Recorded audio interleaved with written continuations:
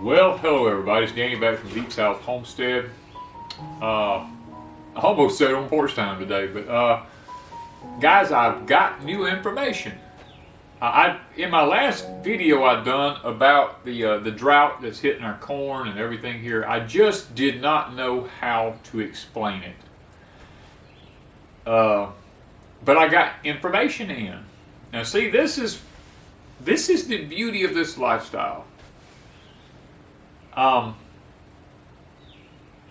There is a new term out now that the weather people are using because of the quote-unquote weather phenomenons that's happening in the country now.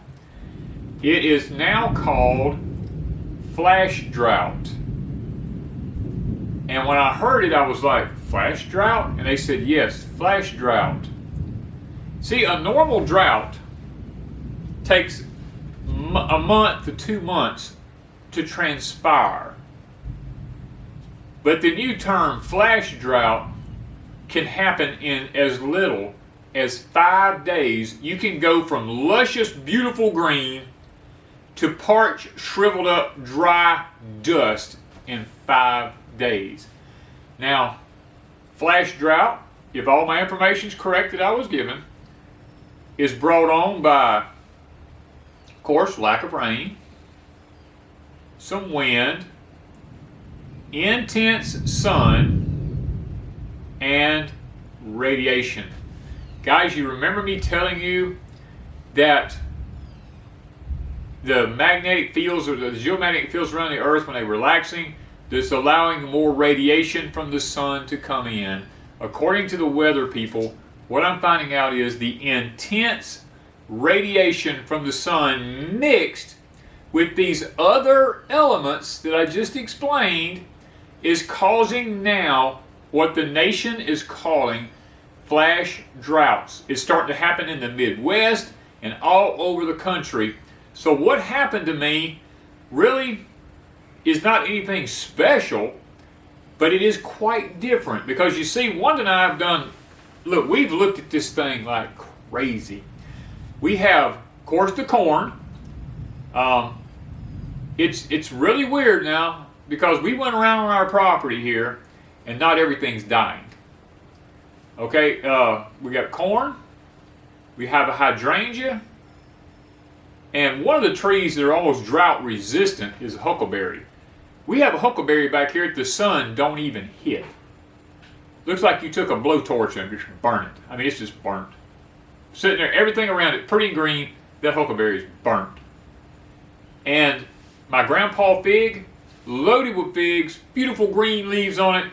In 4 to 5 days, all the leaves have fell off of it. Turned yellow, turned brown, all of them fell off of it. My fruit trees on the hill over there turned yellow. Y'all seen in the picture, bright yellow leaves. Within the next day, they were brown, crisp, and fell to the ground. My little oak trees I had planted, my persimmon trees I had planted, all this kind of stuff, parched, literally parched. The ponds, 4 foot low. I mean, these kind of droughts normally should take over a month to 2 months to transpire. But because of what's going on in the outer, I'm going to just say in the outer space, the outer parts of our solar system, we are now experiencing things. If you remember correctly, I did some videos here a while back and I told you that we're going to be experiencing hotter than normal temperatures. Guys, I now know that what I told you was accurate because now even the weather channels and the weather people and all this kind of stuff that does all the weather stuff in the United States and in the world have realized this phenomenon that's going in because farmers are calling in everywhere going, dude, my crop just 4 or 5 days ago was luscious and green and everything was looking good, and 5 days later it's all shriveled up and dead. What is going on? And the United States Department of Agriculture is looking into this. Everybody's digging into it, and they finally realized that it's called a flash drought. Now, don't be surprised in the near future if it's blamed on climate change and CO2 problems and all these types of things. Guys, it's not that. It's just the simple fact it's called a grand solar minimum. Not a solar minimum. We have those every 11 years. This is a grand one. We have these every 400 years. I'm not a tinfoil hat theory person. You can go back and study history, and you'll find out that 400 years ago, we had one of these, and then 400 years before that, there was another one. If you look at history, history shows you these things took place. It shows you where empires rose, empires fell. I mean, famines happened during these times, loss of crop, death from just starvation. All these kind of things happened during these periods. And see, we now have penned a term called flash drought because of the intense things that's happening to the earth during these grand solar minimums. Now back then, they experienced the same thing. They just didn't call it a flash drought. This is a new terminology that, to my understanding now, I've never heard this, and I'm just finding this. So, and everything I'm reading up on about it, it says it's a new term. And it could have been used for a few years here in the United States, because this solar minimum didn't just start happening this year. It actually started last year. So, guys, I'm not asking you to believe me. I'm asking you now to start doing the research, because this was just laid in my laps. And when something's just laid in my laps, I get excited and I'm like, wow, here's the reason why this is happening. I need to tell everybody, because we had tons of comments of people saying, it's the same thing is happening to me. And guys, look, not everything we have is dead. Our sweet potatoes, I mean, they wilt to the ground every day, but they come right back. Our okra wilts down, but it comes back out in the evening time. Our field peas, they're not doing bad. You know what I mean? So, it's not everything, and it's not every fruit tree. Where I showed you the corn, and I showed you the drying up fruit trees, there was a peach tree standing right there loaded with peaches on it. Now, they don't have any size to them, but it's beautiful and green, loaded with peaches, standing right beside those other trees there. And not mulched, not doing anything like that. And this is a perfect opportunity for me to talk about that. Probably 80% of the comments had to do with mulching. Well, we've done videos on this before. You have to go way back in our video log and look in our playlist to find these, but we did the Back to Eden here. I had they were grinding up trees on our right-of-ways and all through here. And I asked them, I said, can I have those wood chips? Because they were grinding up hardwood trees, not pine. They were all hardwood, because we don't have any pines out here to grind up right here. And they come out here and started dumping. They dumped me, I think it was either 5 or 6 of those big giant truckloads of chips out here. And I think we have videos on this, I'm pretty sure. And I didn't mess with them the first 6 to 8 months. I just let them lay there, because they was hot. Ooh, was they hot. I mean, because it was green wood chips, and them things went through a heat. Every morning you get up, go out there, they'd just be steam rolling up out of them. And about 6 to 8 months later, I took the tractor and dug into it, and boy, the inside of it looked, I mean, it was hot still, but it was breaking down. And I told Wanda, I said, okay, it's gone through its heat cycle from being green. It's starting to break down. Where we have our high tunnels at down here now, I said, we're going to cover the ground down there about 8 inches deep with this stuff. So we went in there with the tractor and the buckets, and I mean, I put that stuff in there. We came back and planted on top of it. Within a week, everything we had was gone. Fire ants found all them wood chips and started building up beds in them. You couldn't even get out there in them wood chips. You'd get eat up with fire ants. Then insects started growing in them. We had slugs and mole crickets and all types of, I mean, just any insect you can imagine went to those wood chips. And literally, every seed we put in the ground, fire ants eat up all the seeds. So we went back and said, well, maybe if we put plants in. So we had little plants, we put plants in the whole garden. Within a day or two, all those plants were ate down. I mean, we literally got a very few things to even come up and grow. So we put tomato plants in there, and we babied them things. And we got a few tomatoes off of them, pretty decent. But the fire ants were so bad And finally we come up with grower solutions on the high tunnels, and I told Wanda, I said, you know what? I took my tractor with my bucket on it, and I went through there and I scooped every bit of that junk up out of there. And I took it off back here in the woods, and I piled it up in a pile. And cleaned that ground back down to the pure black rich dirt that was there. And then leveled that ground up and built those high tunnels on top of it. And guys, we tried mulching around trees here. I had a peach tree on the corner of my house here that bore bushels of peaches every year, and it has for the last 10 years. And I've never messed with it. That thing had a trunk on it this big around. It was beautiful. I could climb around in it to harvest the peaches. We probably have videos on that even.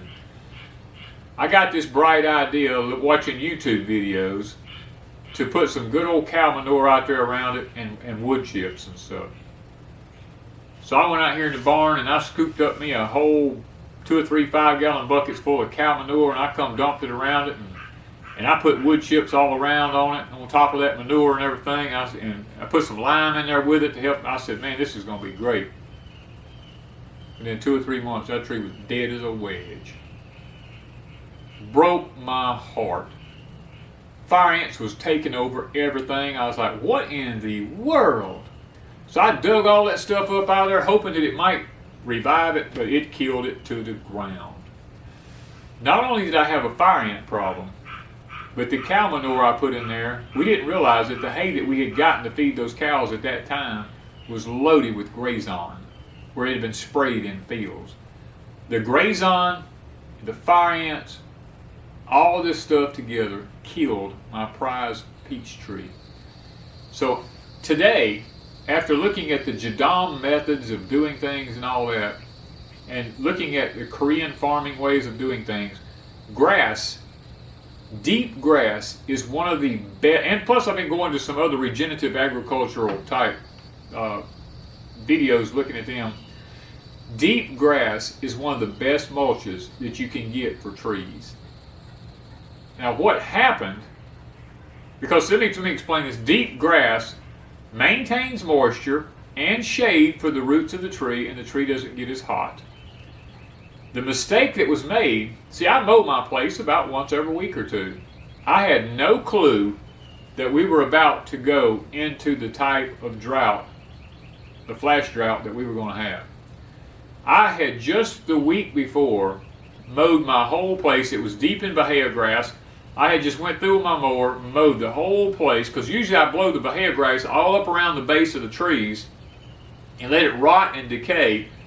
And I started a big circle around the trees, mowing toward the trees, and then I let all this grass lay in there and rot and decay on top of the ground around my fruit trees, and they usually just Cadillac. Well, see, I didn't know that we was fixing to have a flash drought, because you don't ever know when they're going to happen. And I had just the week before mowed that grass down low and blowed all the grass up around the fruit trees. Well, when the no rain came and the intense heat and the wind and all that came together, and the radiation, the grass never grew back. It stayed low and it died, and thus exposing the roots of the tree to drought conditions and heat and radiation, thus killing back my trees. And that's what happens when you don't know what's coming. So from this point forward, through the summer months, I may not mow around my fruit trees. I may mow the rest of the pasture area and blow all the grass toward the trees, but I may leave now from this point forward in the summer months. I'm seriously considering leaving a 10 to 15 foot buffer around every tree and not mowing it, just to be safe, unless I know that there is a tropical system coming in or something like this. We're guaranteed to get some rain to bring the grass back. I probably won't be mowing up around my trees anymore. And I know it doesn't look very good on videos. It looks like we don't take care of everything, but for the sake of what's left after this flash drought, I probably won't be doing that anymore. And our videos, you may see, look like weedy around everything. But guys, this is going to be the reason why. is because I've learned my lesson. You see, I'm 60-something years old, never seen this kind of stuff before. And not to this magnitude. I've seen drought. I've seen things die. But I've never seen it happen in 4 or 5 days. This is new. So, guys, I wanted to throw this video out here and just tell you what I've come up across and what was shown to me. And, you know, I'm always learning. And when I learn, I want to pass it on. And I want to ask y'all now to go out and start doing research on flash drought and to take into consideration some of the things I've told you about how to prevent some of it. It's not about irrigation. You can irrigate all you want. These farmers in these big areas are irrigating a fool out of their crops, and their crops in 4 to 5 days are still dying because of intense radiation from the sun. You can't stop that. So, guys, it's thundering and the wind's blowing, but it looks like it's going to go around us again. We've not gotten any rain yet, still, and it has been 4 days of thundering and lightning and the rain going around us. It has not made it to us yet, so hopefully at some point we will get some rain. We've learned our lesson on a few things this year, and hopefully from this point forward, if the Lord sees fit, we'll be blessed and get some rain so that things can begin to perk back up anyway. So once again, guys, check out Flash Drought. Thank you guys from Deep South Homestead.